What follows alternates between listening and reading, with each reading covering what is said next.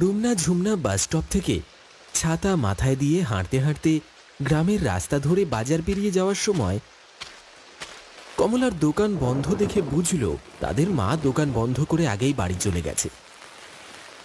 জলদি জলদি পা চালা, এদিকে বৃষ্টি বেড়েই চলেছে। রুমনা এখন পাশের গ্রামের প্রাথমিক স্কুলের শিক্ষিকা, আর ঝুমনা কলেজের 2য় বর্ষের ছাত্রী।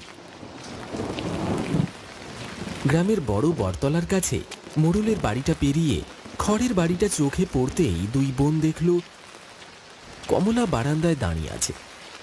বাড়ি ঢোকার আগে পাশের সেই তালগাছের দিকে তাকিয়ে রুমনার বুকটা কেমন যেন কেঁপে উঠল।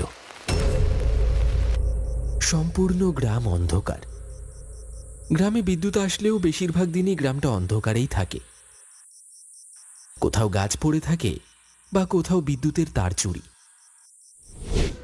সেই ঘটনার পর লোক ডাকিয়ে কমলা গাছটা কাটিয়ে ফেলেছিল,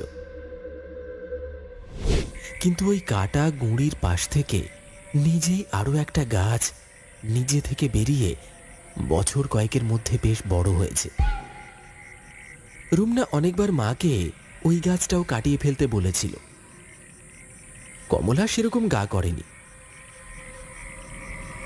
যদিও ওদিকে ওরা সচরাচর কেউ যায় না, কিন্তু আজ তাল গাছের নিচে নজর পড়তেই রুমনা দেখল গাছের গোড়ার মাটিগুলো কেউ যেন সরিয়ে দিয়েছে।